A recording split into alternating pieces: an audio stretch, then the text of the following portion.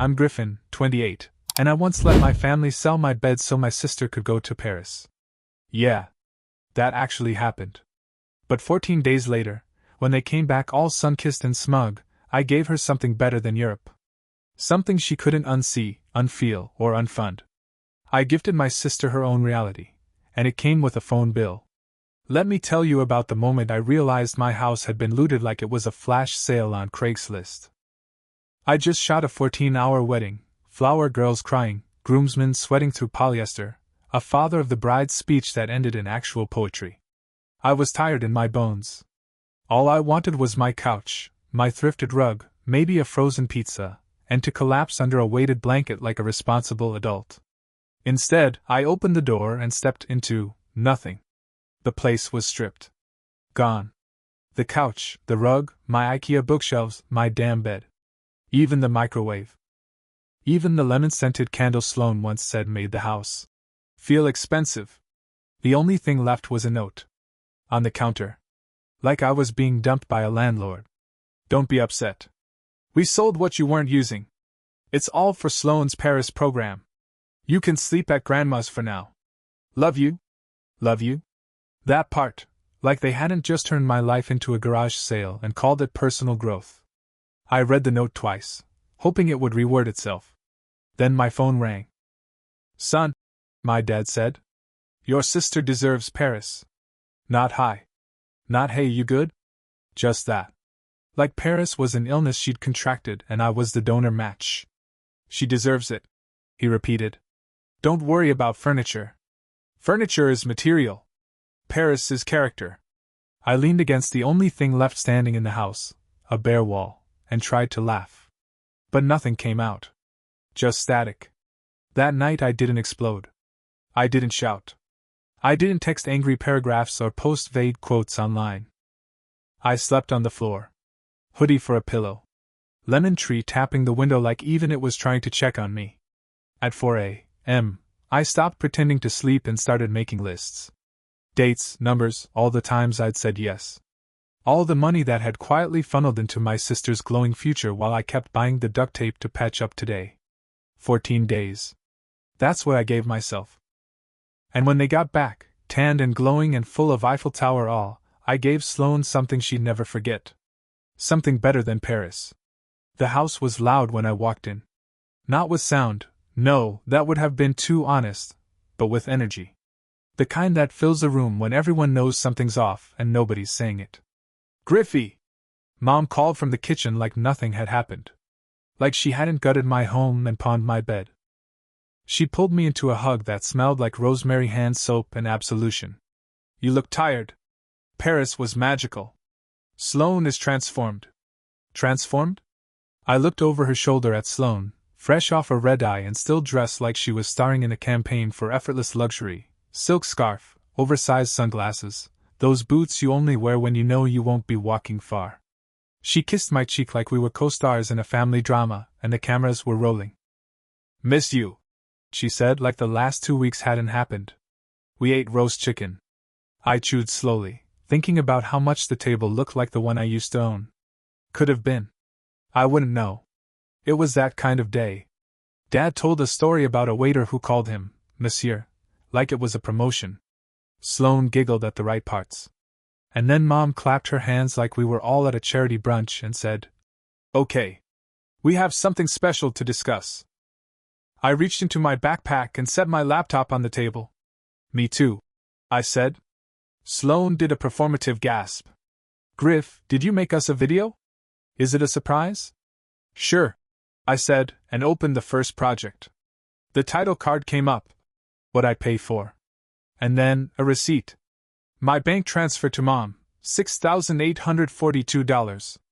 Memo, card payoff. I hit spacebar. The video rolled. Screenshot. Venmo. Caption. $6.12 for textbooks, 1:17 a.m. Screenshot. Utility bill. Caption. Still in my name, still unpaid. More Sloane's bumper repair. Her upgraded phone line.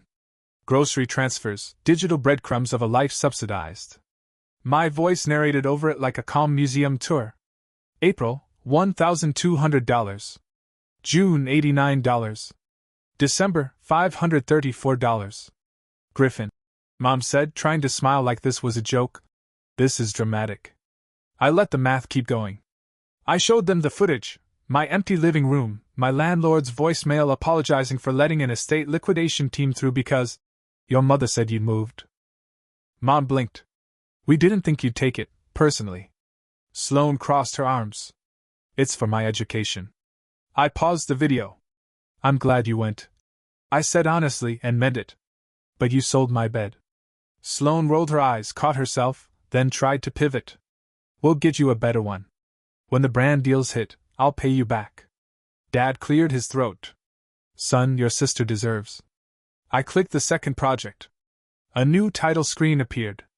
The Gift. And just like that, the living room TV lit up. I'd cast the video straight to their screen. No escaping it now. The first slide.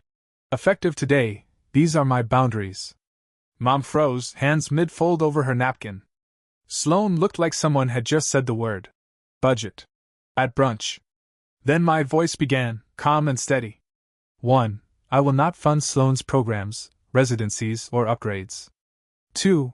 All family members will be removed from my phone plan. Lines transfer at midnight. Paid in full. 3. I will not provide loans or cash fronts. If there is an emergency, call 911. Mom inhaled like she'd been slapped with an invoice. 4.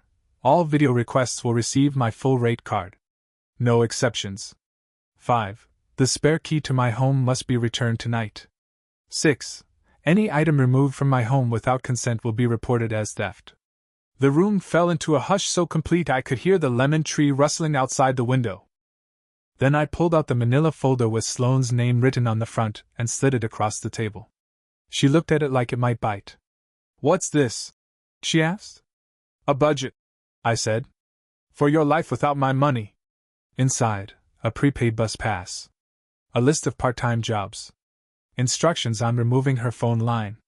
A letter. 10 hard sentences I'd practiced aloud in Grandma's empty den. She opened the folder. She didn't speak. Dad stood up, angry. You're punishing your sister for being talented. No, I said. I stood too. I'm refusing to be stolen from again. He took a step toward me. I didn't flinch. This isn't revenge, I said. It's closure. And the room went silent again. Sloane didn't speak for a long time. Her fingers hovered over the budget like it was printed in a foreign language, because for her, it might as well have been. Real numbers. Real expectations. The absence of fairy dust. I watched her read the list of job openings: barista, retail assistant, library desk, and her face twisted like it had never occurred to her that life might ask for something in return. Across the table, Dad sat down, hard. He looked old all of a sudden. Not wise old. Tired old. The kind of old that happens when the script changes and you realize you don't know your lines anymore. You needed a bed, Mom said quietly. She sounded like someone who finally spotted the fire after insisting it was just smoke. I did, I said. But this isn't about furniture. It's about the story we've been telling. That Sloane Sparkle is a group project. That my bank account is a safety net for someone who thinks rent is a concept. Dad bristled. You don't understand the pressure your sister is under. I do, I said. That's why I've been paying for it. Sloane finally looked up, blinking. You really made a whole presentation? I did, I said. Because I figured you wouldn't listen unless it came with transitions. I clicked to the next slide. A police report draft. Confirmation number blurred but visible. Just a placeholder. I haven't filed it, I said. But I could. Mom gasped. You wouldn't. I looked her in the eye. Try me. Sloane pushed the folder away like it was burning. This is overkill. No, I said. This is a boundary. Overkill was selling my bed and telling me to sleep at Grandma's like I was a teenager grounded for bad grades. Dad tried the classic. After all we've done for you. I'm grateful, I said. But gratitude isn't a lifetime subscription to guilt. He stood again. You think you're so righteous because you make videos and own a house. No, I said. I think I'm done being harvested. And that's when Sloane did something that almost broke me. She laughed. Not mean. Not cruel. Just shocked. You're serious, she said. You're actually serious. I am, I said. She shook her head. And what? You think this folder fixes everything? No, I said. But it's a start. Then I stood, packed my laptop, and said the thing I'd been holding in my chest for too long. I'm not walking away from you, I said.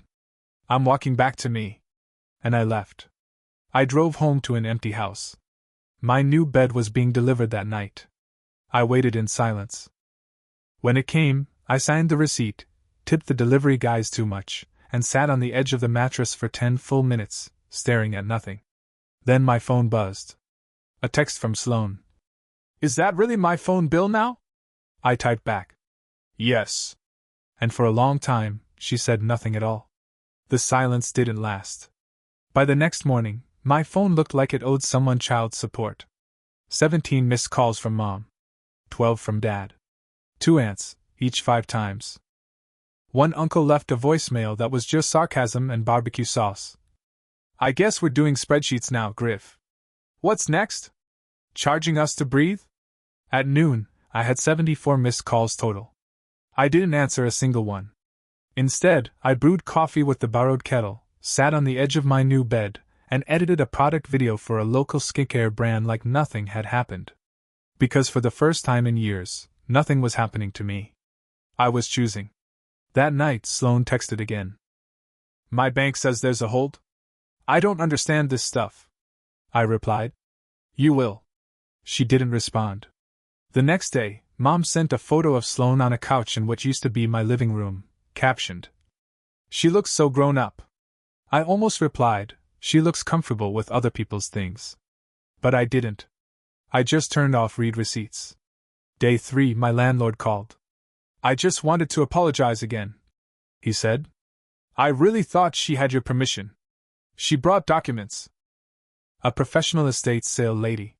Said you were moving in a hurry and couldn't handle the logistics. She even brought pastries. Let it go, I said. Not your fault.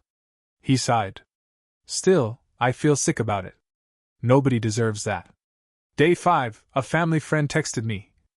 Your mom says you're having a resentment episode. She wants you to call. Like I was a seasonal allergy. Day 6, Sloane posted a reel, her twirling on a balcony in slow motion. Caption. We get one life. Make it golden. Golden, huh? I looked at the unpaid electric bill still sitting in my email from before the Paris program. Golden cost $178.62. Day 7, I closed the shared family emergency fund account I'd been secretly feeding since I was 20. The bank teller asked, Do you want to say why? No, I said. I think I finally understand why. Day 8, Sloane texted. How do I pick a phone plan? There's like 5. I replied. Pick the cheapest one. You're not uploading reels. You're paying for calls. She said nothing. Then day 9 happened. That morning, Mom called again. Her voice was soft, breathy, like she was selling perfume. Griffin. Sloane's program has a housing upgrade. It's $2,600 more. But it's so much safer. And there's a media lab. You work in media. It's synergy. Mom, I said. You always help. You're the helper. No, I said. Not anymore. She went quiet for a second, and then snapped. Don't be petty. There it was. The word. Petty. The label they slap on people who stop bleeding on command. Talk to me when you're back, I said. Griffin. She snapped again. We are on a different continent doing everything we can for your sister's future. Try meeting me halfway. I paused. The halfway you want, I said, is my side of the line. And then I hung up. On day 10, Sloane sent a text at 10:03 p.m. I signed up for the wrong phone plan. I can't figure out student housing. My bank account's locked. Mom's crying. Dad's yelling. I feel like I'm going to drown. I stared at the message for a full minute. Not because I didn't care. Because I did. Too much for too long. And this was the first time in maybe her whole glitter-soaked life that my sister sounded genuinely scared. I typed 3 different replies. Deleted them all. One was a lecture. One was a shrug. One was a fully itemized response to her entire upbringing. Instead, I wrote, "Start with one thing. Go to the store. Ask for help. Pay your own bill. You can do it." She didn't answer that night. The next morning, she sent a photo of herself in a phone store, standing beside a bored-looking guy in a polo shirt. Caption: "This guy is helping." 10 minutes later. "Okay. It's done." "Good," I replied. That was all. But it felt like I'd just watched a baby giraffe stand for the first time. Wobbly. Kind of pathetic. Kind of perfect. That Sunday, Mom sent a text. "Dinner. 6. Come home." I wrote back, "Bring the spare key." She didn't respond. I went anyway. The table was set for 5. But only 4 sat. My old seat had a single item on the plate, my house key. Shiny. Alone. Like a peace offering or a dare. We ate in silence for the first few bites. Dad shoveled carrots like they'd offended him. Sloane picked at mashed potatoes with the fragile energy of someone who just discovered rent isn't optional. After grace, Mom cleared her throat. She had that brittle, school play voice she used when hosting relatives. "I overstepped," she said, every word stiff like it had a splinter in it. "I should have asked?" I sipped my water. "That's true." She blinked like she'd expected some kind of soft landing. "I didn't think you'd mind," she said. "You always help." "I know," I said gently. "That's why I had to stop." Dad started to say something, probably a jab, probably something about gratitude or tone, but Sloane touched his sleeve. "I read the folder," she said, her voice low. "All of it. The screenshots. The numbers." She took a breath. "I didn't know half of it. I think I didn't want to." I nodded. "That's what I figured." She pushed the key toward me. "I'm sorry," she said. "For the bed. And for pretending it wasn't a big deal." I took the key. It felt heavy. Like it finally meant something. Dad stabbed a carrot. "So what now? We're all accountants?" "No," I said. "We're just finally telling the truth." He scoffed. "You think you're better than us because you made a PowerPoint." "No," I said again. "I just think I'm responsible for me. And I'm done being responsible for everyone else." We ate the rest of the meal in a kind of truce. No one asked about Paris. No one asked about my work. Mom offered leftovers. I said, "No thanks." That felt like a metaphor. When I stood to leave, Mom reached for my arm. "You won't disappear, will you?" she asked. Her voice barely above a whisper. "I'm not disappearing," I said. "I'm just picking what I carry." Back home, I placed the key on my counter and stared at it like it was the final line in a long book. And for the first time in years, I slept hard. Dreamless. Monday morning felt different. I woke up before my alarm. No dread. No imaginary fire to put out. I brewed coffee in my own kitchen, no borrowed kettles, no cold floors. Just quiet. And not the kind that warns you something's wrong. The kind that feels earned. I checked my calendar. For the first time in years, it was mostly mine. No surprise requests. No. "Can you just?" texts from family. No emergency shoots to save someone else's idea of urgency. Just space. Silence. Peace. I stepped into the backyard and picked a lemon. One small, bright, perfect fruit from the tree I planted when I moved in. I placed it on the windowsill like proof, things grow again, even after someone uproots you. Then I did something I'd been putting off for over a year. I raised my rates. I sent the new pricing to all my clients, along with a kind, confident note. "My scope has grown. My value has too," two replied within 10 minutes. Finally. We were waiting for this. That day, I bought a second lamp. I bought proper plates. I measured the living room and ordered a couch, the one that didn't exist when all this began. That couch would arrive next week. This time, it would be mine. Because the key was mine. Because the decisions were mine. In the middle of editing a food truck promo, my phone buzzed. Sloane. Can I ask a really dumb question? Always, I replied. How do I set up autopay without accidentally putting it on your card? I smiled. You can't. That's the point. She sent back a laughing emoji. Then, I'm scared I'm gonna mess it all up. You will, I wrote. Then you'll fix it. Later that night, Mom texted me a photo. A neatly made bed. My old room. If you ever need to stay here, she wrote. Thank you, I replied. I have one. That night, I rewatched The Gift. Not to relive the anger. Just to check my voice. It was calm. It stayed calm. I closed the laptop and stood in my mostly empty living room. And for the first time in over a decade, the silence didn't feel like abandonment. It felt like a beginning. 2 weeks later, the couch arrived. I signed for it, said thank you, sat down, and didn't fall through. I made lemon water. Let the afternoons slide by. Phone face down. Mom texted less now. Mostly recipes. Occasionally a meme from 2017. Dad hadn't apologized. But he grunted hello to Grandma. He asked about my little business. He nodded when I said it was growing. Sloane paid her phone bill.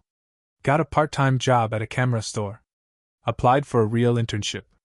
The kind with hours and expectations. Bills were just bills now. I built walls. Not to shut them out, but to finally live inside something solid. Sunday dinner. 6 p.m. I'll bring lemon pie. And I'll keep my keys in my pocket.